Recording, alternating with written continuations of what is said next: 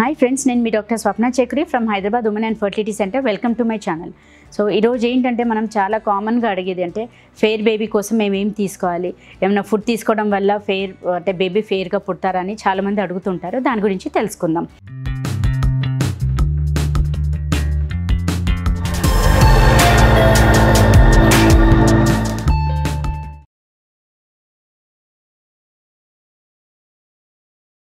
So basically Indian మదర్స్కి ఏంటంటే babies ఫెయిర్గా ఉండాలని చాలా ఇష్టంగా అడుగుతూ ఉంటారు. But actually it's purely a myth and it's purely genetical. అంటే మనకు బేబీది స్కిన్ కలర్ కానీ, హెయిర్ కలర్ కానీ, iris colour and anything like nail colour అన్నీ కూడా మనకు జీన్స్ పైన డిపెండ్ అవుతుంది, either mother or father genes. So basically ఇప్పుడు ఫాదర్ జీన్స్ డామినేట్ చేస్తే మోర్ ఆఫ్ ఫాదర్ ఫీచర్స్ వస్తాయి, మదర్ జీన్స్ డామినేట్ చేస్తే మోర్ ఆఫ్ మదర్ ఫీచర్స్ వస్తాయి.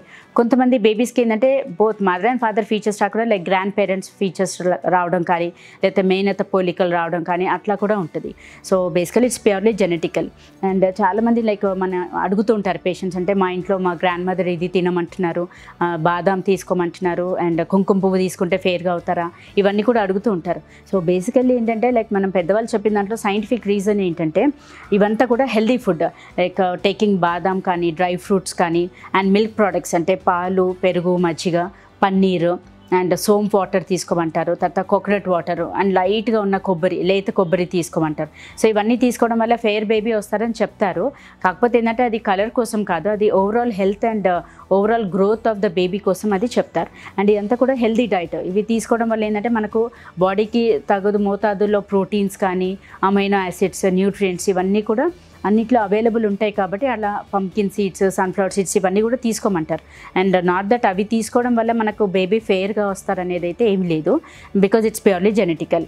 అండ్ ఇంకోటి ఏంటంటే మనకు అడ్వాంటేజెస్ అండ్ డిసడ్వాంటేజెస్ అవి కూడా చూసుకోవాలి. అంటే చాలామంది కలర్ అంటూ ఉంటారు, బట్ బేసికల్లీ ఏంటంటే మనకు నార్మల్ కలర్ ఉన్న వాళ్ళకి అంటే డార్క్ స్కిన్ ఉన్న వాళ్ళకు మెలనిన్ కంటెంట్ బాగా ఉంటుంది. సో ఈ మెలనిన్ అనేది ఏంటంటే మనకు ప్రొటెక్షన్, లైక్ సన్ రేస్లో యూవీ రేస్ ఉంటాయి కదా, సో అవి ఏంటంటే క్యాన్సర్కి దారి తీసే ఛాన్సెస్ ఉంటాయి. అదే మెలనిన్ పిగ్మెంట్ తగదు మోతాదుల్లో ఉంటేందంటే మనకు స్కిన్ క్యాన్సర్స్ అలాంటివి రాకుండా హెల్ప్ అవుతుంది. బట్ వెరాజ్ ఫెయిర్ స్కిన్ ఉన్న వాళ్ళకి ఏంటంటే మెలనిన్ కంటెంట్ తక్కువగా ఉంటుంది.